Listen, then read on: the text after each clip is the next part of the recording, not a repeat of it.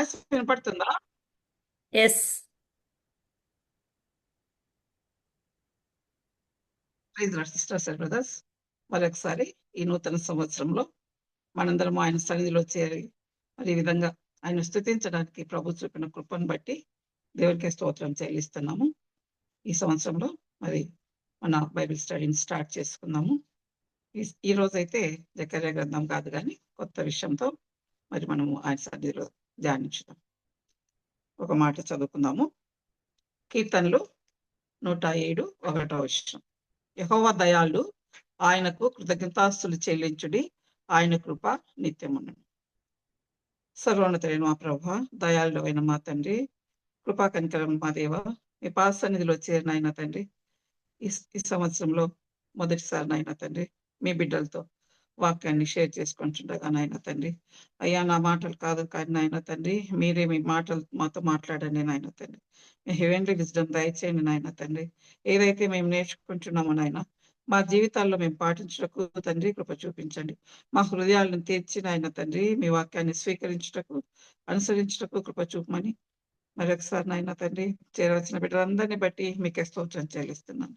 ఇంకా నాయన తండ్రి, ఈ యొక్క గుంపును మరి మీ ప్రజెన్స్ లో కనపడడానికి విస్తరింప చేయండి. యూట్యూబ్ లో అయితే వింటున్నారు కానీ నిజంగా మీ సన్నిధిలో చేరడం అనేది గొప్ప భాగ్యం. కాబట్టి ఆ విధంగా అందరినీ మీ సన్నిధిలో చేరుస్తారని నమ్ముతూ నా ప్రభును నా ప్రియ రక్షకుడైన యేసయ్య ఘనమైన నామమున ప్రార్థించి వేడుకొని పొందుకొంచున్నాను తండ్రి. ఆమేన్. సో ఇందాక మరి పాట పాడుతూ ఒక పాట పాడినాం కదా, ఏకముగా పాడి హర్షంతో లెక్కలేని మేళ్ళకై ప్రభువును స్తుతిస్తాము అని పాటలో నేర్చుకున్నట్టుగా మరి ప్రభువును స్తుతించడము, ఆయనకు కృతజ్ఞతార్పణలు చెల్లించడము అనే విషయాన్ని గురించి మనం ఈరోజు ధ్యానించుకుందాము. ఇందాక చదివిన వాక్యంలో ఆయనకు కృతజ్ఞతాస్తులు చెల్లించుడి అనే కీర్తనకారులు చెప్పడం అనేది మనము చూస్తా ఉన్నాం. మనకందరికీ చాలా మందికి తెలిసే ఉంటుంది. మరి అమెరికా లాంటి దేశాలు, ఇంకా కొన్ని దేశాల్లో ప్రత్యేకంగా థ్యాంక్స్ గివింగ్ ఫెస్టివల్ ని చేసుకుంటారు. నవంబర్లో ఆ ప్రాంతంలో ఇయర్ ఎండింగ్ లో థ్యాంక్స్ గివింగ్ ఫెస్టివల్ చేసుకుంటారు. ఆ రోజు ఏం చేస్తారంటే, థ్యాంక్స్ గివింగ్ ఫెస్టివల్ రోజు అందరూ తమ బంధుమిత్రులను చాలా మందిని పిలుచుకొని, అదే విధంగా ఫ్రెండ్స్ ని కూడా పిలుచుకొని కొంతమంది అయితే మరి ఎవరికైనా కొంత ఫుడ్ అరేంజ్ చేయాలా, వాళ్ళకు మేలుగా ఉంటుంది అనుకుంటే అలాంటి వాళ్ళను పిలుచుకొని అందరూ మరి ఒక టేబుల్ చుట్టూ చేరి మరి ఆ సంవత్సరం గుర్తు చేసుకుంటూ మరి ఆయనకు కృతజ్ఞతాస్తులు చెల్లించడం అనేది అక్కడ ఒక పద్ధతిగా ప్రతి సంవత్సరము జరుగుతూ ఉంది. కొన్ని వందల సంవత్సరాల నుంచి ఆ విధంగా జరుగుతూ ఉంది. అందరికీ తెలిసినట్లు మెయిన్ గా ఫుడ్ ఇంపార్టెన్స్ ఉంటుంది. దాంట్లో కూడా టర్కీని గురించి తెలిసే ఉంటుంది కదా. ఆ యొక్క బర్త్డేని వాళ్ళు ఎక్కువగా పూజించడానికి ఉపయోగించుకోవడం జరుగుతూ ఉంటుంది. అయితే మనం కూడా మరి ఆయన సన్నిధిలో చేరినాం కదా. వాళ్ళైతే సంవత్సరానికి ఒకసారి చేరుతారు కానీ మనం వారానికి 3 రోజులు ఆయన ప్రశస్తమైన సన్నిధిలో చేరే భాగ్యాన్ని ప్రభు మనకందరికీ ఇస్తున్నాడు. దాన్ని బట్టి దేవునికి స్తోత్రం. వాళ్ళైతే టర్కీని భుజించడానికి ఎక్కువ ఆసక్తి చూపిస్తే, మనము ఆయన జీవ వాక్యాన్ని నేర్చుకోవడానికి, దాన్ని భుజించడానికి, నేనే జీవాహారం అని చెప్పిన ప్రభువును మరి ఆయన వాక్యంగా ఉంటుండగా ఆ వాక్యాన్ని భుజించడానికి ప్రభు మనకి ఈ విధంగా సహాయం దయచేస్తూ వచ్చినాడు. కాబట్టి ఈరోజు థ్యాంక్స్ గివింగ్ అనే అంశాన్ని గురించి మనం కొన్ని విషయాలు అందరికీ తెలిసినవే మళ్ళీ ఒకసారి దాని గురించి కొంత ధ్యానించుకుందాం. సో మనం బిల్లీ గ్రహం గారు అయితే ఏం చెప్తారంటే, ప్రతిరోజు ఉదయం లేస్తూనే మనం ఏమి పనులు చేయకముందే, ఎవరిని గురించి ఆలోచించకముందే, మనల్ని గురించి మనము ఆలోచించకముందే థ్యాంక్ యూ గాడ్, మీరు చేసిన మేలన్నిటికీ స్తోత్రం ప్రభు అని చెప్పాలని ఆయన చెప్తారనమాట. నిజంగా అది ఒక ఎమోషనల్ గా మనల్ని మనం సిద్ధపరచుకోవడం కాదు కానీ, ప్రభు మనకు చేసిన మేలన్నిటిని మనం గుర్తు చేసుకుంటూ ఉదయాన్నే లేచినామంటే మరి ఒక రోజున ప్రభు మనకు నూతనంగా ఇచ్చినారు అనమాట. కాబట్టి అది గుర్తు చేసుకున్నప్పుడు ఖచ్చితంగా థ్యాంక్ యూ లార్డ్ అని చెప్పాల్సి వస్తుంది. ఎన్నో ఎన్నో మేలు చేసిన దేవునికి కృతజ్ఞాస్తులు చెల్లించాలా అని మరి ప్రభు చెప్తున్నారు. ఎందుకు కృతజ్ఞతాస్తులు చెల్లించాలి అని మనము చూసుకుంటే, ఒకసారి తెస్సలోనికీయులకు రాసిన మొదటి పత్రిక 5వ అధ్యాయము 18వ వచనం చదువుకుందాము. తెస్సలోనికీయులకు రాసిన మొదటి పత్రిక 5వ అధ్యాయము 18వ వచనం. ప్రతి విషయమునందును కృతజ్ఞతాస్తుతులు చెల్లించుడి, ఇలాగు చేయుట యేసుక్రీస్తునందు మీ విషయంలో దేవుని చిత్తము. కాబట్టి ప్రతి విషయంలో కృతజ్ఞతాస్తుతులు చెల్లించడం అనేది ఏంటంటే అది దేవుని చిత్తం అంట. దేవుడు కోరుకుంటా ఉన్నాడు. మన ప్రతి విషయంలో కూడా ఆ యొక్క కృతజ్ఞతాస్తుతులు చెల్లించాలనేది దేవుడు కోరుకుంటా ఉన్నాడు. మనం చూస్తే మరి ఇజ్రాయెలైట్స్ ఏం చేస్తా ఉన్నారంటే వాళ్ళు ఆ యొక్క బలులు అర్పిస్తారు కదా! లేవి కాండంలో మనకు 2, 3 అధ్యాయాలు దీనికే కేటాయించబడినాయి, కొన్ని అధ్యాయాలు. దాంట్లో 5 రకాల బలులు అర్పించడం అనేది మనం చూస్తా ఉన్నాం. అయితే దాంట్లో ఒక బలి ఉంది, సమాధాన బలి అని. దాని గురించి లేవీయులకు రాసిన పత్రిక 7వ అధ్యాయము 12వ వచనంలో ఏం చెప్పబడిందంటే లేవి 7, 12 ఎవరైనా తీసుంటే స్పీడ్‌గా చదవచ్చు. వాడు వాడు వాడు 11 కృతజ్ఞతార్పణముగా దానిని అర్పించినప్పుడు తన కృతజ్ఞతార్పణ రూపమైన బలిగాక నూనెతో కలిసినవియు పొంగనివియునైన పిండి వంటలను, నూనె పూసినవియు పొంగనివియునైన పలసని అప్పడములను, నూనె కలిపి కాల్చిన గోధుమ పిండి వంటలను అర్పింపవలెను. బట్ ఇదేంటి సమాధాన బలిని గురించి 11వ వచనం నుంచి చెప్తున్నారు. ఈ సమాధాన బలి అనేది మరి కృతజ్ఞతార్పణ బలిగా దాన్ని అర్పించాలా అని దాని గురించి వివరంగా ఎలా అర్పించాలి, ఆ సమయంలో ఏం అర్పించాలి, ఇవన్నీ కూడా ప్రభు మరి తెలియజేస్తూ వస్తున్నారు. కాబట్టి ఇజ్రాయెలైట్స్‌కు ఈ యొక్క కృతజ్ఞత చెల్లించడము, కృతజ్ఞతార్పణ అర్పించడం అనేది బాగా తెలుసు వాళ్ళకు. ముందు నుంచి కూడా మరి మెయిన్‌గా ఈ యొక్క 5 పుస్తకాలు ఆదికాండం నుంచి ద్వితీయోపదేశకాండం వరకు ఈ 5 పుస్తకాల్లో ఉన్న వాటన్నిటిని వాళ్ళు బాగా ఎరుగుదురు. అందుకనే కీర్తనలలో మనం చూస్తే అనేక మంది కీర్తనకారులు మరి కృతజ్ఞతాస్తుతులు అర్పించడాన్ని గురించి అనేక కీర్తనలో మనం చూస్తాం. 96లో, 100లో, ఈ విధంగా 104లో, ఈ విధంగా చాలా కీర్తనలలో కృతజ్ఞతార్పణ అర్పించడాన్ని గురించి మనం చూస్తా ఉన్నాం. కాబట్టి అది వాళ్ళకు ఇజ్రాయెలైట్స్‌కు ఒక అలవాటుగా, ఒక ఆచారంగా మారిపోయింది. మనం ఒకసారి లూకాసు వార్త 17వ అధ్యాయంలో చూస్తే అక్కడ ఒక ఉదంతం చెప్పబడింది. అదేంటంటే ఒక 10 మంది కుష్ఠరోగులు వస్తారు కదా! 10 మంది కుష్ఠరోగులు వచ్చినప్పుడు మరి ఆ 10 మంది కూడా ప్రభువుని వేడుకుంటారు. ప్రభువా మా సహాయం దయచేయండి, మేలు చేయండి అని వేడుకున్నప్పుడు వాళ్ళనందరినీ బాగు చేసి ప్రభు మీరెళ్ళండి, యాజకునికి కనపరుచుకోండి అని చెప్తారు. ఇదంతా మనకు తెలుసు కదా బాగా. అప్పుడు వాళ్ళు 10 మంది మరి బాగుపడతారు, వాళ్ళు శుద్ధులైతారు. కానీ ఒక్క కుష్ఠరోగి మాత్రము వెనక్కొచ్చి మరి 17, 16 చూస్తుంటే గొప్ప శబ్దముతో, లూకా 17, 16 గొప్ప శబ్దముతో దేవుని మహిమపరచుచు తిరిగి వచ్చి ఆయనకు కృతజ్ఞతాస్తుతులు చెల్లించుచు ఆయన పాదముల యొద్ద సాగిలపడెను. వాడు సమరయుడు. అట్లా ఆ విధంగా ఒక్క కుష్ఠరోగి వచ్చి మరి ప్రభువుకు కృతజ్ఞతాస్తుతులు చెల్లించినప్పుడు ప్రభు ఏమంటారు గుర్తుందా? అందుకు యేసు 10 మంది శుద్ధులైరి కారా, ఆ 90 ఎక్కడా? ఈ అన్యుడు తప్ప దేవుని మహిమపరచుటకు తిరిగి వచ్చిన వాడు ఎవడునూ అగుపడలేదా అని చెప్తున్నారంట. అంటే ఆయన కోరుకుంటున్నారు, ఆయనకు బాధ అయింది. మిగిలిన వాళ్ళు ఎవ్వరు రాలేదే, ఇతను ఒక్కడే వచ్చినాడు. ఇతనేమో సమరయుడు కదా! సమరయుడు. మరి మిగిలిన వాళ్ళందరూ ఈయన సమరయుడు అంటే మిగిలిన వాళ్ళు ఇజ్రాయెలైట్స్ అయ్యుంటారు. అంటే వాళ్ళకు కృతజ్ఞతార్పణలు అర్పించడం బాగా తెలుసు. వాళ్ళెవరు రాలేదు. కానీ సమరయుడు మాత్రము వచ్చినాడు. మరి వాళ్ళు తప్పు చేస్తున్నారా 9 మంది? కానీ ప్రభువే చెప్పినారు గదా! మీరెళ్లి యాజకులకు కనపరుచుకోండి అని. కాబట్టి వాళ్ళు ప్రభు చెప్పినట్లే చేస్తున్నారు. కానీ వాళ్ళు తమకు కలిగిన మేలును గురించి వాళ్ళు ఆలోచించి మరి యాజకుని దగ్గరికెళ్తే ఈ యొక్క కుష్ఠరోగి, బాగుపడిన కుష్ఠరోగి ఏం చేశాడు? తనకు జరిగిన మేలు గురించి ఆలోచించలేదు గానీ, మేలు చేసిన ప్రభువుని గురించి ఆలోచించాడు. సాధారణంగా మనకు ఎవరైనా ఏదన్నా గిఫ్ట్ ఇచ్చినారనుకోండి, ఎప్పుడెప్పుడు ఆ గిఫ్ట్ తీస్తామా, ఓపెన్ చేస్తామా, క్రిస్మస్ అప్పుడు చాలా గిఫ్ట్‌లు ఇస్తే అలవాటుంటది చాలా మందికి. ఇచ్చినప్పుడు పిల్లలు వెంటనే గిఫ్ట్‌లు ఓపెన్ చేసి చూడాలని ఇష్టపడతారు.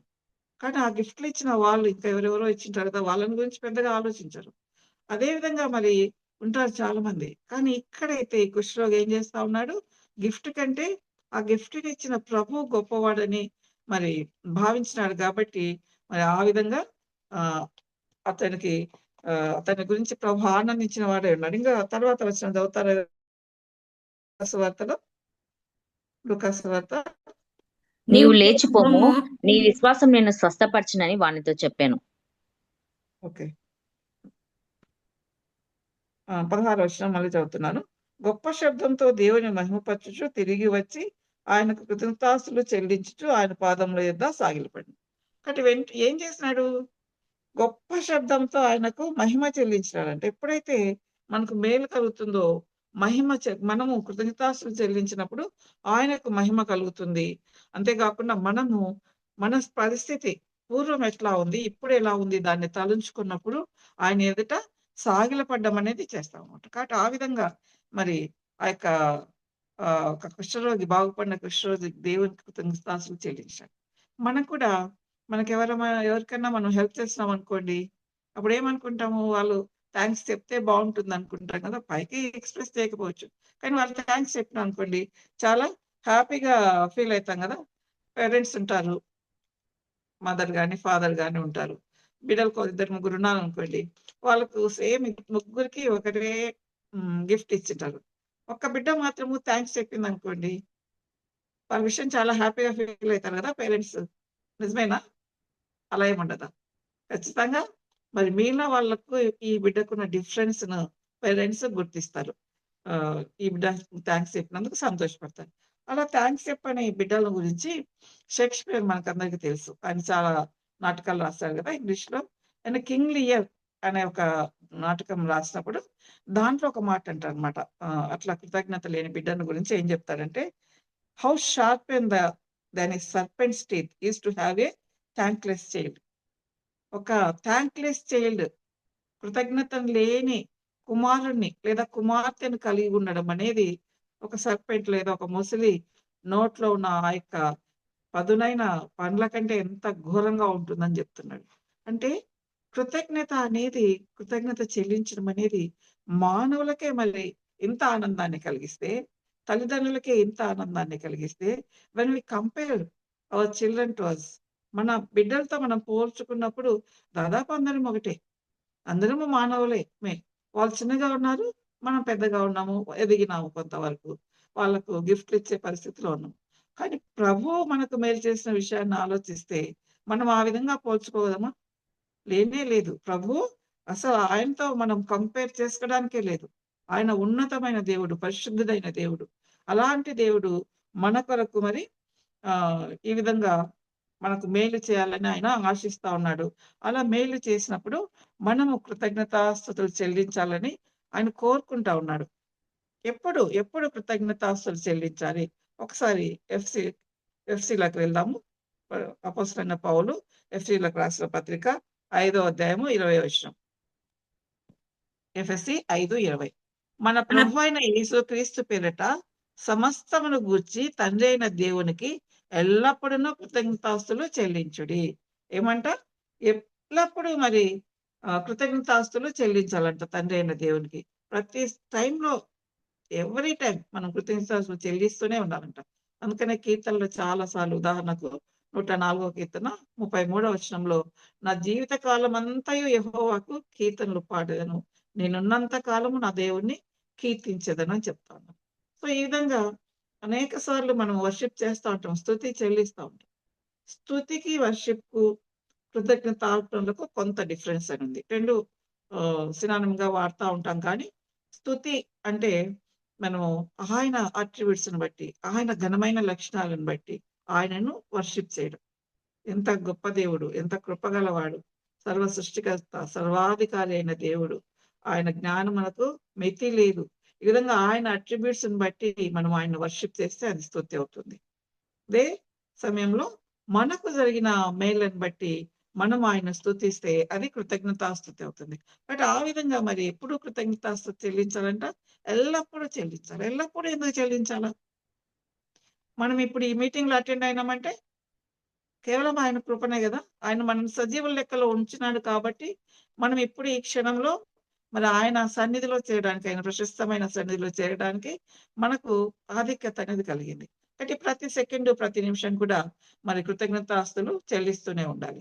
మనం చూస్తే అపోస్తలుల కార్యాలు 16వ అధ్యాయంలో ఇద్దరు వ్యక్తులను చూస్తాం. పౌలును, సీలను. వాళ్ళను చెరసాలలో బంధించినారంట, బోండాలు వేసి కాళ్ళను బిగించినారంట. అలాంటి పరిస్థితుల్లో వాళ్ళు ఏం చేస్తున్నారు? స్తుతులు చెల్లిస్తున్నారు. దేవునికి కృతజ్ఞతలు చెల్లిస్తున్నారు. మరి ఆయన నామం నిమిత్తము హింసింపబడ్డం అనేది కూడా గొప్ప భాగ్యమని ఆ కాలంలో అపోస్తలులు అనుకున్నారు. మరి అలాంటి కష్ట సమయాల్లో మనము ప్రభు కృతజ్ఞతాస్తులు చెల్లిస్తున్నామా? మరి అది బాధ సంతోషంగా ఉన్నప్పుడే చెల్లిస్తున్నామా? క్లిష్ట పరిస్థితుల్లో కూడా చెల్లిస్తున్నామా? ఇలాంటి పరిస్థితులైనా ప్రతి సమయంలో చెల్లించాలని ప్రభు చెప్తున్నాడు. మా చర్చెస్‌లో, హెబ్రోన్ చర్చెస్‌లో చాలా సార్లు థాంక్స్ గివింగ్ మీటింగ్స్ పెట్టుకుంటా ఉంటారు. మరి ఇప్పుడు మేము వెళ్ళే చర్చిలో అయితే దాదాపు నెలకు 1, 2 వారాల్లో కృతజ్ఞతాస్తులు చెల్లిస్తా ఉంటారనమాట. లంచ్ ప్రొవైడ్ చేయడమో, లేదా స్వీట్స్ ప్రొవైడ్ చేయడమో ఇలా చేస్తా ఉంటారు. చర్చిలోని వాళ్ళందరికి వాళ్ళు ప్రార్థన చేస్తున్నారని థాంక్స్ గివింగ్ పెట్టుకుంటా ఉంటారు. ఆ సందర్భాలు చూస్తే వాళ్ళ అబ్బాయికి మెడిసిన్‌లో సీట్ రావడమో, లేదా ఎవరైనా హెల్త్ ప్రాబ్లమ్ ఉంటే ఆ హెల్త్ ప్రాబ్లమ్ నుంచి స్వస్థత పోవడమో, లేదా మంచి జాబ్ మంచిది రావడమో, ఇలా అన్నీ గూడా పాజిటివ్ థింగ్స్. ఏదైనా మేలు జరిగినప్పుడు కృతజ్ఞతాస్తులు చెల్లిస్తా ఉంటారనమాట. లాంగ్ బ్యాక్ పెనుయల్ చర్చ్‌లో నేను విన్నాను. ఒక బ్రదరు వాళ్ళ కొడుకు 10థ్ క్లాస్ ఫెయిల్ అయింటే థాంక్స్ గివింగ్ ఇచ్చినారంట. అంటే ఈ ఫెయిల్ కావడం గూడా నా కొడుకు మేలే అని అనుకున్నారు. ఎందుకు? ఎందుకు మేలవుతుంది? అంటే కీర్తనకారుడు చెప్తాడు గదా! 119వ కీర్తనలో శ్రమయందుట శ్రమనొందియుండుట మేలాయెను అని చెప్తారు గదా! ప్రభు ఎప్పుడు శ్రమలు చాలా సార్లు చెప్పుకుంటున్నాం మనం ఈ మాట. శ్రమలు ఇస్తున్నాడంటే అది మన మేలుకే ఉంటుంది. బట్ ఎప్పుడైతే శ్రమలు వచ్చినాయో అప్పుడు ఖచ్చితంగా మనము ప్రభువా థాంక్స్. మా ఎడల మీకున్న ఉద్దేశ్యమేమో నాకైతే తెలియదు గానీ ఇప్పుడు, మరి మీరు నాకు మేలు చేయడానికే ఈ శ్రమనిచ్చుంటారు. కాబట్టి థాంక్ యూ లార్డ్ అని చెప్పాలి. బాగానే చెప్తారులెండి పైనుండి చెప్పడానికి. చాలా బాగుంటుంది గానీ, ఆ శ్రమలు అనుభవించినప్పుడు ఎంత సంక్లిష్టంగా ఉంటుందో పరిస్థితి, ఎంత వేదనకు లోనైతామో అనేది బయటి వాళ్ళం ఎవరు చెప్పలేరు. ఒక మిషనరీ జాన్ కవనన్ అనే ఒక మిషనరీ తను చూసిన ఒక ఇన్సిడెంట్‌ని గురించి చెప్పారన్నమాట. ఏం చెప్పినారంటే, మరి ఒక వృద్ధాప్యంలో ఉన్న ఒక స్త్రీ ఉందంట. వాళ్ళ గ్రాండ్ చిల్డ్రన్ వచ్చినారట తన దగ్గరికి, ఆ స్త్రీ దగ్గరికి. పోనీ అమ్మమ్మ అనుకుందాం. ఆ అమ్మమ్మ దగ్గరికి గ్రాండ్ చిల్డ్రన్ వచ్చినారంట. వాళ్ళు చూసి ఆశ్చర్యపోయినారంట. ఆమె చాలా హ్యాపీగా ఉందంట. దేవునికి స్తోత్రాలు చెల్లిస్తుందంట. ఎందుకమ్మమ్మ నీకు అసలు కాళ్ళు, చేతులు మరి ఇవి తప్ప ఏం పని చేయట్లేదు గదా! మరి నువ్వెందుకు అంత హ్యాపీగా ఉన్నావంటే, నాకు కాళ్ళు, చేతులున్నాయి గదా! కాబట్టి దేవునికి కృతజ్ఞతాస్తులు చెల్లిస్తాను. నేను హ్యాపీగా ఉంటానని చెప్పిందంట. ఆ తర్వాత కొన్ని రోజులకు వచ్చిందంట. అప్పుడు మరి కాళ్ళు, చేతులను గూడా కదిలించలేని పరిస్థితిలోకి వచ్చిందంట ఆమె. అప్పుడు గూడా సంతోషంగా ఉందంట. ఇప్పుడెందుకు సంతోషంగా ఉన్నా అంటే, మరి నా కాళ్ళు, చేతులు కదలడం లేదు గానీ, నేను వినగలుగుతున్నాను, చూడగలుగుతున్నాను, మాట్లాడగలుగుతున్నాను. దాన్ని బట్టి దేవునికే స్తోత్రము అని చెప్పిందంట. ఆ తర్వాత ఇంకొకసారెళ్తే వినలేకపోతుందంట, మరి చూడలేకపోతుందంట. ఓన్లీ మాట్లాడగలుగుతుందంట. అప్పుడు గూడా సంతోషంగుందంట. ఏం జెప్పింటుంది అప్పుడు? నేను వినలేకపోతున్నాను, చూడలేకపోతున్నాను గానీ కలుగుతున్నాను గదా! అని అనిందంట. అప్పుడు తర్వాత కొన్ని రోజులకెళ్తే మాట్లాడడం గూడా పోయింది. ఇంకా చివరి స్థితిలో ఉంది అమ్మమ్మ. అయినా హ్యాపీగానే ఉంది. అప్పుడు అడిగినారంట వాళ్ళు, "ఇప్పుడు ఎందుకు హ్యాపీగా ఉన్నావంటే" సైగలు చేసి చెప్పిందంట. "మీరు నన్ను చూడ్డానికొచ్చినారు గదా! నేను ఈ పరిస్థితిలో ఉన్నందుకే గదా! మీరు నన్ను చూడ్డానికొచ్చింది. మిమ్మల్ని చూడ్డం అనేది నాకెంతో సంతోషం. కాబట్టి దాన్ని బట్టి మరి నేను సంతోషంగా ఉన్నాను. మరి అందుకు బట్టి దేవుడికి కృతజ్ఞతాస్తులు చెల్లిస్తున్నాను" అన్నట్టుగా తను ఎక్స్‌ప్రెస్ చేయడం జరిగింది. మనకందరికీ యోబు కథ బాగా తెలుసు. చాలా సార్లు కొంచెం కష్టం వచ్చిన వెంటనే యోబు లాంటి కష్టాలొచ్చినాయి అనుకుంటా ఉంటాం. కానీ ఆయన చెప్పినట్లు మనం చెప్తామా? యోబు 1 అధ్యాయంలో 21 వచనంలో ఏం చెప్పినాడు? "నేను నా తల్లి గర్భంలో నుండి దిగంబరునై వచ్చితిని. దిగంబరునై ఎక్కడికి తిరిగి వెళ్ళెదను. యెహోవా ఇచ్చెను, యెహోవా తీసుకొని పోయెను. యెహోవా నామమునకు స్తుతి కలుగును గాక." ఎన్ని లాస్ అయినాడు. ఆ మాట చెప్పకముందు ఎన్ని లాస్ అయినాడు యోబు గారు. కానీ ఉంటా ఉన్నారనమాట. కాబట్టి మన పరిస్థితి ఏంటి? కొంచెం, కొంచెం ఫీవర్ వస్తే, కొంచెం జలుబు చేస్తే, పిల్లలకి ఏదైనా కొంచెం బాగాలేకుంటే ఎంతగా కృంగిపోతాం, ఎంతగా దుఃఖపడతాం. అందరికీ చెప్తా ఉంటాం. ఇలా ఉంది, ఇలా ఉందని. కానీ మరి ఆహ్, ఏమున్నా లేకున్నా ఆ ప్రభువు మనకున్నాడు గదా! ఆ ప్రభువు మనకున్నాడనే సంతోషము మనకుందా అనేది మనం ఆలోచిస్తే మరి మనము ఆయనకు ఎల్లప్పుడూ కృతజ్ఞత స్తుతులు చెల్లిస్తాం. మరి ఏమిటి గురించి? ఎప్పుడు అంటే ఎల్లప్పుడూ అనుకున్నాం. దేని గురించి కృతజ్ఞతాస్తుతులు చెల్లించాలి? అది కూడా ఈ యొక్క ఎఫ్‌సీ‌లకు రాసిన పత్రిక 5వ అధ్యాయం 20వ వచనంలోనే ఉంది. మళ్ళీ ఒకసారి చదువుతారా? ఎఫ్‌సీ 5:20.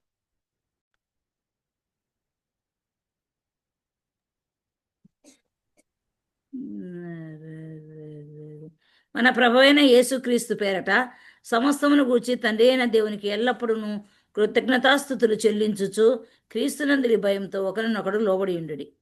అంటే దేని గురించి కృతజ్ఞతాస్తుతులు చెల్లించాలి? సమస్తము. వాటెవర్ హ్యాపెన్ మన జీవితంలో ఏది జరిగినా కూడా మరి కృతజ్ఞతాస్తుతులు చెల్లించాలంట. ఒక పాట ఉంది. 'Bless the Lord O my soul' అనే పాట ఉంది కదా! వినే ఉంటారు. 'బ్లెస్ ద లార్డ్ ఓ' ఆ పాటలో వాళ్ళు తమ సంతోషాన్ని ఎట్లా వెల్లబుస్తారంటే, చివరికి మరణించే సమయానికి, దేవునికి చేరే సమయానికి వచ్చినా కూడా మరి 10,000 రీజన్స్ ఉంటాయి నాకు ఆయన కృతజ్ఞతాస్తుతులు చెల్లించడానికి అని చెప్తారు.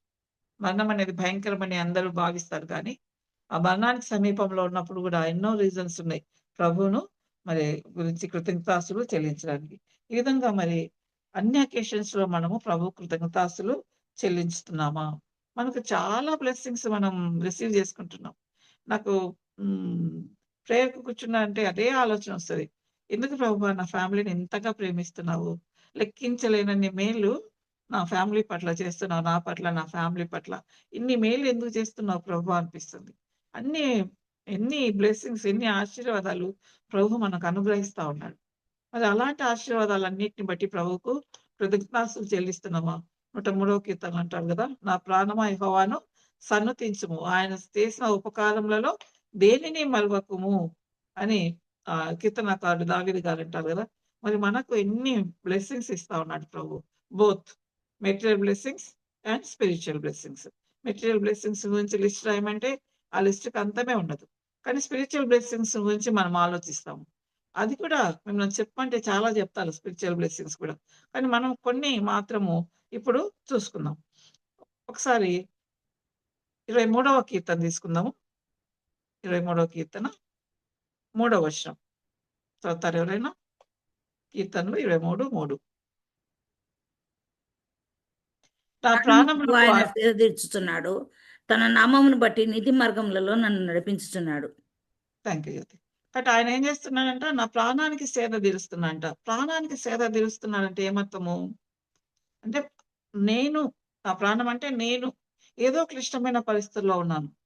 ఎమోషనల్‌గా గాని, సైకలాజికల్‌గా గాని, లేదా స్పిరిచ్యువల్‌గా గాని కొంత డౌన్ అయిన పరిస్థితిలో ఉన్నాడు. ఎంతో మనసు కష్టపడతా ఉంది. కదా! అట్లాంటప్పుడే కదా సేద తీర్చడం అనేది వస్తుంది. ఎప్పుడైతే మరి ఆ విధంగా ఆహ్, సే క్లిష్టమైన పరిస్థితుల్లో ఉన్నప్పుడు, మనసులో అశాంతి లేనప్పుడు, ప్రశాంతత లేనప్పుడు, మరి ఎవరికి ఏం చెప్పాలో అర్థం కాని పరిస్థితిలో ఉన్నప్పుడు ఆయన ఏం చేస్తున్నాడంట? నా ప్రాణమునకు ఆయన సేద తీర్చుచున్నాడు అని చెప్తున్నాడంట. అంటే మనం ఆయన సన్నిధిలో చేరినప్పుడు ఒక స్టేట్ ఆఫ్ పీస్‌ఫుల్‌నెస్, ఒక ప్రశాంతత అనేది మనల్ని ఆవరిస్తది. ఒక్కసారి మరి 73వ కీర్తనలో చూస్తే మనకందరికి బాగా తెలుసు ఆ 73వ కీర్తనలో. 3వ వచనం నుంచి దాదాపు 15వ వచనం వరకు ఎంత బాధపడతాడంటే కీర్తనకారుడు, అందరూ బాగున్నారు. వాళ్ళకి ఇన్ని మేలు చేసినావు, అన్ని మేలు చేసినావు. ఆ విషయంలో మేలు చేసినావు, ఈ విషయంలో మేలు చేసినావు. నాకు మాత్రము అన్నీ కష్టాలే అని తనను దేవుని గురించి కొంత నిందిస్తూ, తనకొచ్చిన కష్టాలను గురించి బాధపడుతూ, చివరికి ఏం చెప్తాడంటే 17వ వచనంలో కీర్తనలు 73:17లో నేను దేవుని పరిశుద్ధ స్థలంలోనికి పోయి, వారి అంతమును గూర్చి ధ్యానించే వరకు ఆ సంగతి నాకు ఆయాసకరంగా ఉంది. ఇతరులను గూర్చిన సంగతులు మరి దేవుని సన్నిధిలోకి పోయేంత వరకు నాకు ఆయాసకరంగానే ఉన్నాయంట. ఆ విధంగా చెప్తూ మరి తర్వాత వాళ్ళు నిజంగా కాలు జార్చోటనే ఉన్నారు. నేనైతే క్షేమంగా ఉన్నానని ప్రభువును స్తుతిస్తా వస్తూ చివరికి చివరి వచనం 28వ వచనంలో ఏం చెప్తున్నా అంటే, నాకైతే దేవుని పొందు ధన్యకరము, నాకు దేవుని పొందు ధన్యకరము అని మరి ప్రభువు చెప్తా ఉన్నారు. ఈ విధంగా దేవుని పొందు కలుగుటకు, దేవునితో మరి ఆయనతో దగ్గరగా ఉండకు. It is good for me to draw near to God అని ఇంగ్లీష్‌లో ఉంటుంది. It is good for me to draw near to God. మరి ఆ విధంగా ఆయనకు సమీపంగా ఉండడం అనేది మరి ఎంత ధన్యకరమో ఆ కీర్తనకారుడు చెప్తున్నారు. కానీ ఆ విధంగా ఆయనకు సమీపంగా ఉండడానికి, ఆయన సన్నిధిలో ఉండడానికి మనకు ఎలిజిబిలిటీ ఉందా? ఆయన సన్నిధిలో ఉండడానికి మనకు ఎలిజిబిలిటీ ఉందా? ఎట్లా వచ్చింది మనకు? మనం చేరుతున్నాం ఆయన సన్నిధిలో. ఆయన సన్నిధిలోని సంతోషాన్ని మనం ఎంజాయ్ చేస్తున్నాం. మనకు ఆ యొక్క ఎలిజిబిలిటీ ఎలా వచ్చింది అని చూసుకుంటే, ఒకసారి ఎవరైనా యోహాను రాసిన పత్రిక ఒకటో అధ్యాయం 12వ వచనం చదవండి. యోహాను సువార్త 1:12 చదవండి. యోహాను 1:12. ఎందరు అంగీకరించిరో వారికందరికీ, అనగా తన నామమందు విశ్వాసం ఉంచిన వారికి దేవుని పిల్లలగుటకు ఆయన అధికారం అనుగ్రహించెను. కాబట్టి తన్ను ఎందరు అంగీకరించిరో వారికి అందరికీ దేవుని పిల్లలగుటకు ఆయన అధికారం ఇచ్చినంట. So he is our father.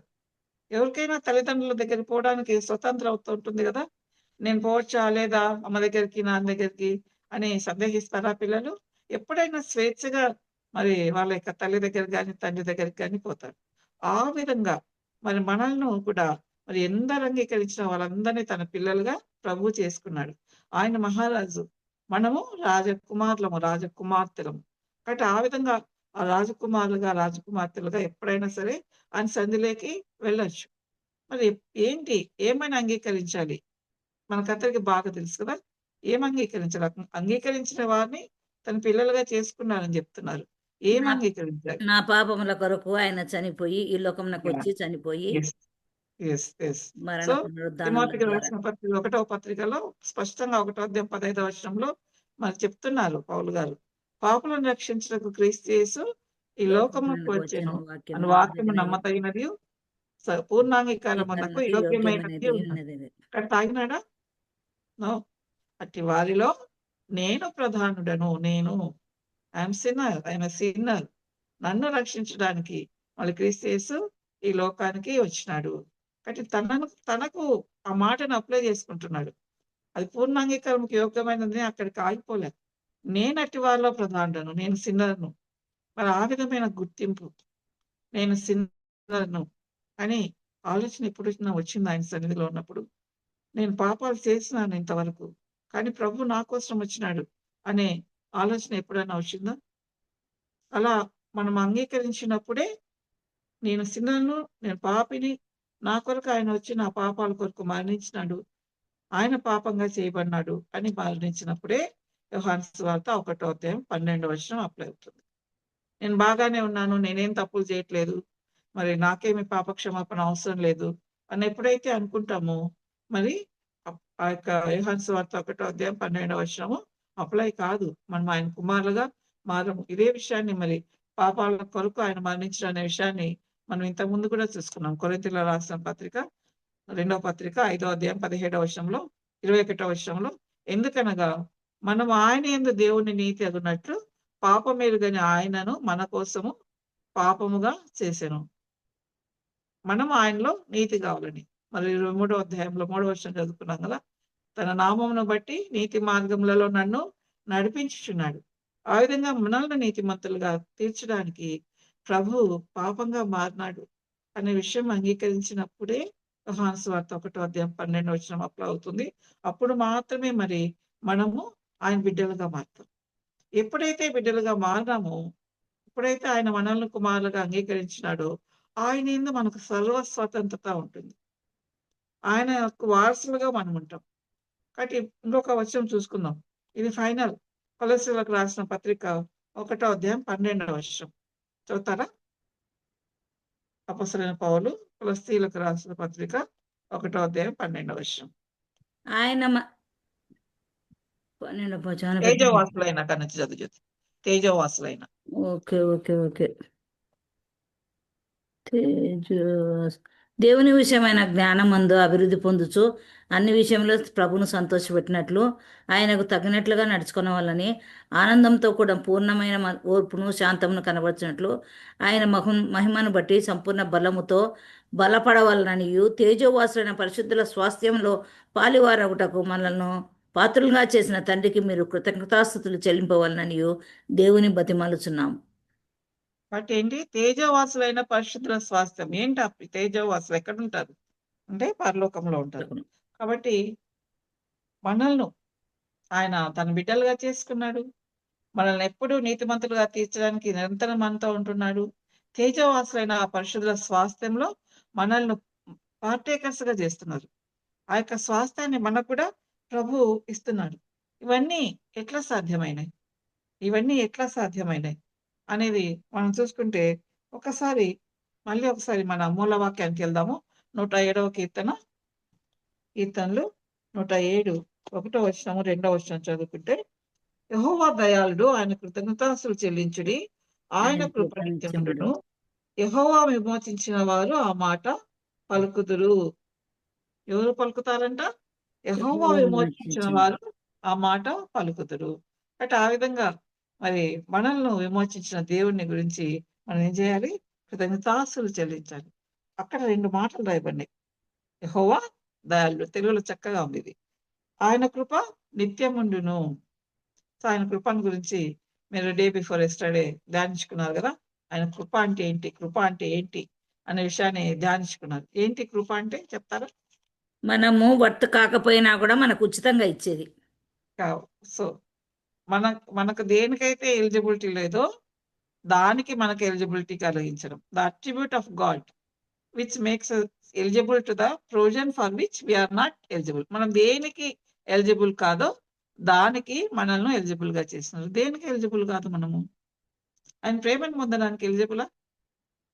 ఆయన మరి మనం చదువుకుంటాం, ఆయనే మొదట మనల్ని ప్రేమించినాడు కాబట్టి మనం ప్రేమిస్తున్నామంట. అసలు ఆయనే మొదట మనల్ని ప్రేమించడానికి మనం ఎలిజిబుల్లా? కాదు. కాదు. ఆయన సన్నిధిలో ఈ విధంగా ఇంత సమయాన్ని గడపడానికి మనము అర్హులమా? కాదు. కాదు కదా. ఇలా మనం లిస్ట్ అవుట్ చేసుకుంటా పోతే మరి ఆయన మనకు సమీపంగా ఉండడానికి మనం ఎలిజిబులా? కాదు. మనకు ఎప్పుడు సమీపంగానే ఉంటాడంట ప్రభు. కాదు. మరి క్లిష్ట పరిస్థితుల్లో మనం మొర పెట్టుకోవడానికి మనం ఏమన్నా దానికి కూడా మనం అర్హులం కాదు. కానీ కేవలము మరి ఆయన కృపను బట్టి ఆయన మనల్ని ఎలిజిబుల్ చేస్తారు. నాకైతే యోగ్యత లేదు. ఆయన సన్నిధిలో ఈ విధంగా చేరి ఆయన వాక్యాన్ని మరి నేను ధ్యానించడం కాకుండా మీతో పంచుకోవడానికి నాకు ఎంత మాత్రము మరి అర్హత అనేది లేనే లేదు. కేవలం ప్రభు కృపను బట్టి ఆయన దానికి నాకు అర్హత కలుగజేశారు. బట్ ఆ విధంగా ఆయన కృప నిత్యముండును అని ఈ వచనం కాదు, కీర్తనలో చాలా సార్లు ఇది రిపీట్ అయితేనే ఉంటది. యెహోవా దయాళుడు, ఆయన కృతజ్ఞతాస్తుతులు చెల్లించుడు, ఆయన కృప నిత్యముండును. కృపను గురించి తెలుసుకున్నాం. వాట్ ఈస్ దయ, మెర్సీ అంటే ఏంటి? దేనికి ఎలిజిబిలిటీ లేదో దానికి ఎలిజిబిలిటీ కల్పించడము మరి కృప అయితే, దేనికి ఎలిజిబుల్లో మనము దాన్ని మనకు ఇవ్వకపోవడం అనేది ఆయన దయ. దేనికి మనం ఎలిజిబుల్ చెప్తారా? దేనికి మనం ఎలిజిబుల్? మనం శిక్షకు పాత్రలం కదా. శిక్షకు పాత్రనై అని పాట పాడుకుంటాం కదా. శిక్షించబడడానికి పాత్రలము. మనం పాపలమైనగా, ఆయన బలహీనమైనగా, ఆయనకు శత్రువులమైనగా, ఆయనకి ఇష్టం లేని పనులు చేస్తూ ఉంటే మరి అలా శిక్షించడానికి పాత్రలు. మనకు తెలుసు అహరోను కుమారులు ఇద్దరు ఒక అన్యాజ్ఞ అనే దాన్ని మరి ఆయన సన్నిధిలోకి తీసుకొని పోయినప్పుడు వెంటనే వాళ్ళు చనిపోతారు. అట్లా ఆకాను గురించి మనకు తెలుసు. ఆకాను మరి ప్రభు చెప్పిన మాట వినకుండా వాళ్ళ దగ్గర నుంచి కొంత ధనాన్ని తీసుకుంటే వెంటనే అతని కుటుంబానికి కూడా పనిష్మెంట్ వచ్చింది. ఇంకా రాజైన దావీదు గురించి అంటే మనకు బాగా తెలుసు. ఎప్పుడైతే బత్షెబతో పాపం చేసినాడో వెంటనే దావీదుకు మరి దేవుడి నుంచి హెచ్చరిక వచ్చింది. ఆయన కృపను బట్టి క్షమించబడినాడు, దావీదు పశ్చాత్తాపడినాడు. కాబట్టి మనం దేనికి ఎలిజిబుల్? శిక్షించబడ్డానికే ఎలిజిబుల్. అండ్ ఆయన కోపానికి పాత్రలు కావడానికి మనము అర్హత గలవారు. ఇంకా నరకానికి వెళ్ళడానికి అర్హత గలవారు, రెండవ మరణానికి అర్హత గలవారు. కానీ వీటన్నిటి నుండి ఆయన మనల్ని తప్పించినాడు. మనం దేనికి ఎలిజిబుల్ దాని నుంచి ఆయన తప్పించాడు. మరొకసారి ఈ వాక్యాన్ని చదువుకుందాము. యెహోవా దయాళుడు, ఆయనకు కృతజ్ఞతాస్తులు చెల్లించుడి, ఆయన కృప నిత్యముండును. So 2 attributes of the Lord. ఒకటి దయ, ఇంకొకటి కృప అనే అంశాల గురించి ఈ వచనంలో చెప్పబడుతుంది. ఎందుకు ఈ కృప ఎందుకు చూపిస్తున్నాడు? ఈ దయ ఎందుకు చూపిస్తున్నాడు? అంటే మనకు అందరికి బాగా తెలిసిన వాక్యం చూస్తాం. 100వ కీర్తన 3వ వచనంలో, కీర్తన 100లో 3వ వచనంలో ఏముంటుందంటే, యెహోవాయే దేవుడని తెలుసుకోండి, ఆయనే మనల్ని పుట్టించెను, మనము ఆయన వాళ్ళము, మనము ఆయన ప్రజలము, ఆయన మేపు గొర్రెలము. Because we are his children. మనం ఆయన బిడ్డలం కాబట్టి ఆయన మరి మనకు కృపను దయను చూపిస్తున్నాడు. పిల్లల్ని ప్రేమించని తల్లిదండ్రులు ఉంటారా? ఉండరు కదా.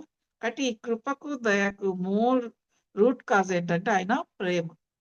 ఆయన ప్రేమను బట్టి మరి మన ఎడల కృప చూపిస్తున్నాడు, మరి మన ఎడల దయ చూపిస్తున్నాడు. అందుకనే భక్తులు పాడతారు, కృతజ్ఞతాస్తులు చెల్లించాలి, ఇంత దయ ఇంత కృప చూపిస్తున్నాడు కాబట్టి కృతజ్ఞతాస్తులు చెల్లించాలని. ఎట్లు మౌనముగా ముందు ప్రాభు, చెల్లింపక స్తోత్ర గీతము, ఎట్లు మౌనముగా నుందు ప్రాభు, చెల్లింపక స్తోత్ర గీతము. కాలమంతా పాడుతుంటామంట. ఎల్లప్పుడూ ఆయన స్తుతి చెల్లిస్తూనే ఉండాలి. ఎల్లప్పుడూ స్తుతి చెల్లిస్తూనే ఉండాలి. ఇలాంటి కృతజ్ఞత చెల్లించే ఆ యొక్క వైఖరి, యాటిట్యూడ్ అంటాం ఇంగ్లీష్‌లో. ఆ వైఖరి ఎలా వస్తుంది మనకు? ఆ ఆలోచన ఎలా వస్తుంది?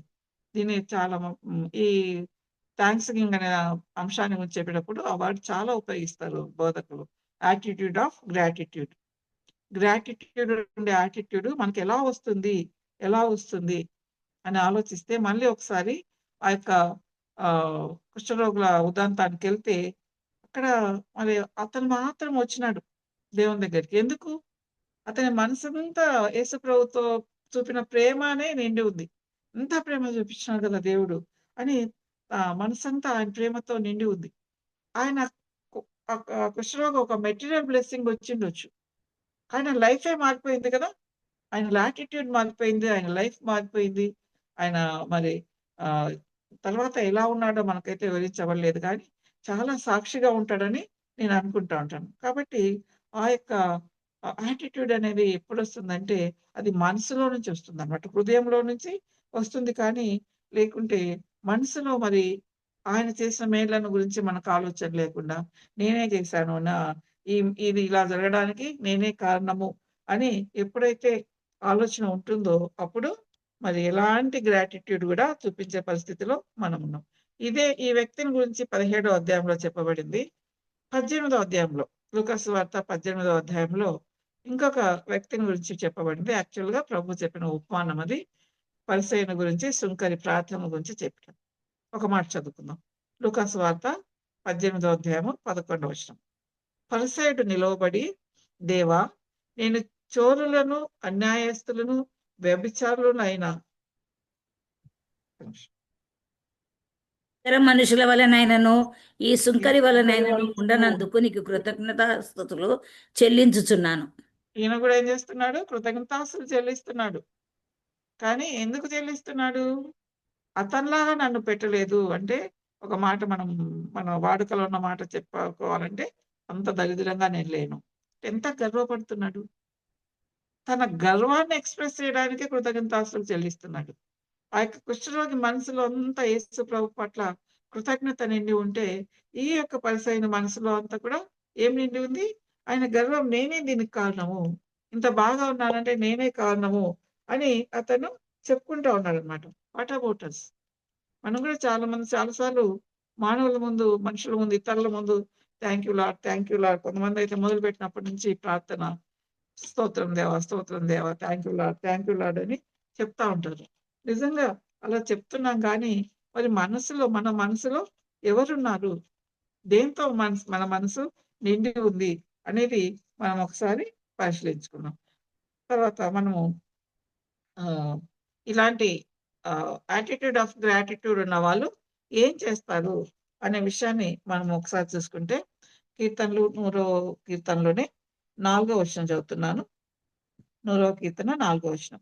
కృతజ్ఞతార్పణలు చెల్లించుచు ఆయన గుమ్మములలో ప్రవేశించుడి, కీర్తనలు పాడుచు ఆయన ఆవరణములలో ప్రవేశించుడి, ఆయనను స్తుతించుడి, ఆయన నామమును ఘనపరచుడి. ఏం చేస్తున్నారంట? కృతజ్ఞతార్పణలు చెల్లించుచు ఆయన గుమ్మములలో ప్రవేశించాలంట. పాత నిబంధనలు మనం చూస్తే అర్పణ అనేది లేకుండా మరి ఎంత మాత్రము మరి ఆయన సన్నిధిలోకి రావడం అనేది జరగదనమాట. ఆ విధంగా కృతజ్ఞత అర్పణ చెల్లించాలి. మనం చేసిన దానికి అనుగుణంగా దేవునికి అర్పణ చెల్లించాలి. ఏం అర్పణ చెల్లించాలని ప్రభు కోరుకుంటున్నాడు? ఆ కాలంలో అయితే అనేక బలులు వాళ్ళు అర్పిస్తున్నారు. కృతజ్ఞతార్పణగా సమాధానం పలికి ఏవేవైతే నిర్ణయించబడినాయో అవన్నీ వాళ్ళను అర్పిస్తున్నారు వాళ్ళు. మనల నుంచి ప్రభు ఏం కోరుకుంటున్నారు? విరిగి ఒకసారి నలిగిన హృదయం. విరిగి నలిగిన హృదయం.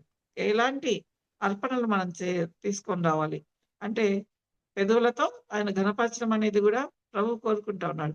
అన్నిటికంటే ఎక్కువగా ఒక్కసారి రోమీలకు రాసిన పత్రిక, అపోస్తలుడైన పౌలు రోమీలకు రాసిన పత్రిక 12వ అధ్యాయం 1వ వచనం చూసుకుందాం. 12:1 రోమా 12:1. కాబట్టి సహోదరులారా, పరిశుద్ధమును దేవునికి అనుకూలమునైన సజీవ యాగంగా మీ శరీరములను ఆయనకు సమర్పించుకొనుడని దేవుని వాత్సల్యమును బట్టి మిమ్మల్ని బ్రతిమాలుకొంచున్నాను. ఇట్టి సేవ మీకు యుక్తమైనది. ఏంటంటే యుక్తమైంది ఏం అర్పించాలంట? సజీవ యాగంగా మన శరీరంలో ఏం అర్పించాలి? శరీరాన్ని శరీరములను అర్పించాలి. పరిశుద్ధమును దేవునికి అనుకూలమైన సజీవ యాగం మనల్ని మొత్తం అర్పించుకోవాలి. మనలో ఆయనకు చెందింది ఏమైనా ఉందా? మన టాలెంట్స్ కానీ, మన ట్రెజర్స్ కానీ, ఏవైనా సరే మన జాబ్స్ కానీ అన్ని ఆయన ఇచ్చినట్టువే కదా. మన బాడీస్ కానీ, మన బాడీస్ హెల్తీగా ఉన్నాయంటే అదంతా ఆయన ఇచ్చినది కదా. ఎవ్రీథింగ్. అందుకనే దావీదు రాజు అంటాడు కదా, నా నా దగ్గర ఉన్నదంతా నీవు ఇచ్చింది ప్రభు. ఆ విధంగా మనం దగ్గర ఉండేదంతా ఆయనదే అయినప్పుడు మన దాన్ని ఏం చేయాలంట? సజీవ యాగంగా, సజీవులుగా ఉన్నప్పుడే మరి యాగంగా ఆయనకు. యాగం అంటే ఏం చేస్తారు? తన మొత్తం యజ్ఞంలో చేస్తా అంటారు కదా, అర్పిస్తా ఉంటారు. అవి ఇవి అన్నీ చేస్తారు. అర్పిస్తా ఉంటారు. ఆ విధంగా మనము సజీవులుగా ఉన్నప్పుడే ఆయనకు అర్పించుకోవాలి. మనల్ని మొత్తం అర్పించుకోవాలి. Our time, our treasures, everything, our thoughts, our abilities, ప్రతిదీ కూడా ఆయనకు అర్పించుకోవాలి. అలా అర్పించుకొని మన జీవితంలో మనం కొనసాగాలి. పాత నిబంధనలు అయితే ప్రభు గుడారంలో నివసించినారు. నూతన నిబంధన వచ్చేటప్పటికి సువార్తలలో ప్రభు ఈ లోకంలో ఉన్నప్పుడు వారి మధ్య సంచరించినారు.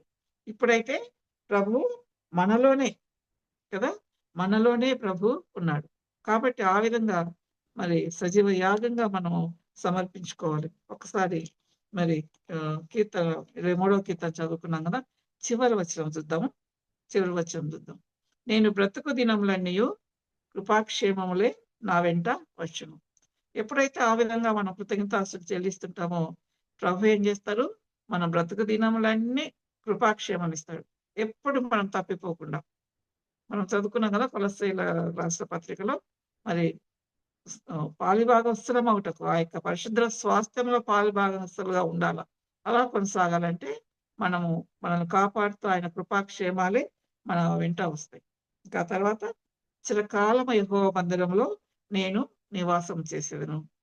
కాబట్టి ప్రభు వచ్చినప్పుడు ఆయనతో కూడా మనం ఎత్తబడి నిరంతరము చిరకాలము ఆ పరలోక రాజ్యంలో మనము ఆయనతో కూడా మరి నివాసం చేసేదు. ఎంత ధైర్యంగా చెప్తున్నారు కదా దావీదు గారు.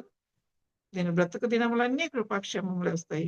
ఈ బ్రతుకు అయిపోయిన తర్వాత చిరకాలము యెహోవా మందిరంలో, యెహోవా సన్నిధిలో, పరలోకంలో నేను నివాసం చేస్తాను అనే ధైర్యం మనకుందా? ఆ విధంగా మన కృతజ్ఞతాస్తుతితో జీవితాన్ని కొనసాగిస్తున్న ప్రతి క్షణం ఆయన మనకు చేసిన మేళ్లను గురించి తలపోచుకుంటూ ఆయనకు థ్యాంక్స్ చెప్తున్నామా? ఒక సంఘటన అంటే యథార్థంగా జరిగినది కాదు, కానీ ఒక పాస్టర్ గారికి ఒక కళ వచ్చిందంట. దాన్ని చెప్పి ముగించుకున్నాము. ఇంకొక 4 minutes ఉంది 9:30కి. సో ఒక పాస్టర్ గారికి ఒక కళ వచ్చిందంట. ఒక వ్యక్తి నల్ల డ్రెస్ వేసుకొని నిల్చొని ఉన్నాడంట. అన్ని పెద్ద పెద్ద బ్యాగ్స్ ఉన్నాయంట. ఆ బ్యాగ్స్ నిండా విత్తనాలు, సీడ్స్ ఉన్నాయంట. అతను గుర్తించినాడంట శాటన్ అని. కానీ చాలా దుఃఖంగా ఉన్నాడంట శాటన్. ఎందుకు నువ్వు దుఃఖంగా ఉన్నావు? ఏంటి ఇవి అంటే, ఇవన్నీ విత్తనాలు. ఈ విత్తనాలను నేను విశ్వాసుల హృదయాల్లో నాటుతా ఉన్నాను. విశ్వాసులు అంటే ఆల్రెడీ ఆయన బిడ్డలుగా మారినవారు. ఏంటి సీడ్స్ ఏంటంటే, డిసప్పాయింట్మెంట్, డిస్ట్రెస్, నిరాశ, నిస్పృహ, సెల్ఫ్ ఎస్టీమ్ తక్కువగా ఉండడము, ఎక్కువ ప్రైడ్, జెలసీ, ఇంకా ఏమేమో నెగటివ్ క్యారెక్టర్స్ అన్ని మన విశ్వాస జీవితాన్ని అధోపాతాళానికి తీసుకుపోయే ఆ సీడ్స్ అన్నమాట అవి. ఇవన్నీ సీడ్స్ నేను విశ్వాసుల హృదయాల్లో నాటుతా ఉన్నాను. అవి మొలకెత్తి బాగా ప్రభువుకు వాళ్ళను దూరం చేస్తా ఉన్నాయి అని చెప్పినట్టు. మరి ఎందుకు? అదే కదా నీకు కావాల్సింది. మనం ఎందుకు సంతోషంగా లేవు, దిగులుగా ఉన్నామంటే ఆ సాటన్ చెప్పినాడంట. అందరిలో మొలకెత్తుతున్నాయి కానీ కొంతమందిలో మాత్రం మొలకెత్తడం లేదని చెప్పాడు. అవునా? ఎవరిలో మొలకెత్తడం లేదంటే ఎవరైతే ఎప్పుడు నిరంతరము దేవుడు చేసిన మేళ్లను ఆలోచించుకొని ఎప్పుడు ఎవరైతే థాంక్స్ చెప్తా ఉన్నారో, కృతజ్ఞతాస్తుతులు చెల్లిస్తా ఉన్నారో, వారి జీవితాలలో మరి నేను నాటిన విత్తనాలన్నీ కూడా మొలకెత్తడం లేదు. అంటే దే ఆర్ కంటిన్యూయింగ్. ఈ విష బీజాలేవి మొలకెత్తట్లేదు. ఎవరి పట్ల అసూయ గాని, మరి వాళ్ళకి ఇవున్నాయి నాకివి లేవే అనే అసూయ, వాళ్ళని ద్వేషించడము, మరి నేనే బాగా చేయగలననే గర్వము, నేనే బాగా మెసేజ్ చెప్పగలను, నేనే పాటలు పాడగలను, నేనే అందరికి దాన ధర్మాలు చేయగలను, నేనే బాగా అందరూ మెచ్చుకునేటట్టు మాట్లాడగలను, నాకే మంచి ధనాలుంది, మంచి చీరలున్నాయి, మంచి ఇవున్నాయి, అవున్నాయి, మంచి నా పిల్లలు మంచి జాబ్స్ చేస్తున్నారు. ఇలాంటివన్నీ కూడా ఆలోచనలు. కొన్నిసార్లు నేనెందుకు మళ్ళీ ప్రభువుకు దగ్గరగా లేకపోతున్నాను, ప్రభువుకు దూరం అయిపోతున్నానే, నా జీవితంలో ఈ కష్టాలొచ్చినాయి అని నిరాశలు, నిస్పృహలు, మళ్ళీ కోలుకోలేనేమో, ఇట్లే కొనసాగిస్తానేమో, ఇలాంటి అవిశ్వాస జీవితంలోనే నా జీవితాన్ని ముగిస్తానేమో అన్న ఆలోచనలు. ఇలాంటివన్నీ మనల్ని ప్రభువుకు దూరం చేస్తా ఉంటాయి. అట్లా గర్వము దూరం చేస్తుంది. మనల్ని గురించి మనం తక్కువ అంచనా వేసుకోవడము, నిరాశలో కృంగిపోవడం కూడా దాని అర్థం ఏంటి? ఆయన శక్తిని మనం నమ్ముకోవడం లేదనమాట. మనం భయపడుతున్నాము, మనం నిరాశకు లోనవుతున్నాం అంటే ఏమర్థము? ఆ శక్తిని మనం నమ్ముకోవడం లేదనమాట. ఇది ఇట్లా రావడం అనేది ప్రభు నా మేలుకే చేస్తాడు అనే నమ్మకం మనకు లేదనమాట. అలాంటి విత్తనాలన్నీ విత్తడానికి సాతాను సిద్ధంగా ఉన్నాడు. ఎప్పుడైతే మనము గత కాలంలో, గత సంవత్సరం అంతా, ఇంకా పూర్వకాలం సంవత్సరాలు వాటన్నిటిలో ప్రభు చేసిన మేలను గురించి ఆలోచించినప్పుడు ప్రభు మనల్ని ఎంతగా ప్రేమిస్తున్నాడు, ఎలాంటి పరిస్థితినైనా అధిగమించడానికి మనకి ఎలా సహాయం చేస్తున్నాడు, సేవలో కొనసాగడానికి ఆయన కృప చూపిస్తా ఉన్నాడు. మరి ఆయనతో ఉండడానికి కృప చూపిస్తా ఉన్నాడు. ఈ మేలన్నీ గురించి మనం ఎల్లప్పుడూ కృతజ్ఞతాస్తుతులు చెల్లిస్తే, అప్పుడు చెల్లించడం అనేది అలవాటుగా చేసుకొని ప్రతిరోజు ప్రతి క్షణము కృతజ్ఞతాస్తుతులు చెల్లిస్తూ ఉంటే సాతాను మనల్ని ఏమీ చేయలేదు. ఆ విజయాన్ని విజయుడైన ప్రభువే మనకిస్తాడు. ఆ విధంగా మనలో ప్రతి ఒక్కరం కూడా ఈ యొక్క సాతాను యుక్తులన్నిటిని జయించి మరి కృతజ్ఞతాస్తుతులు చెల్లిస్తూ మన జీవితంలో ఆయనలో కొనసాగుతూ మరి చిరకాలం యెహోవా మందిరంలో అన్నట్టుగా చిరకాలము ప్రభువుతో కూడా నేను ఉంటాను అనే నిరీక్షణతో మన జీవితాన్ని కొనసాగిస్తాం. ప్రభు ఈ వాక్యాన్ని దీవించుగాక. Praise lord.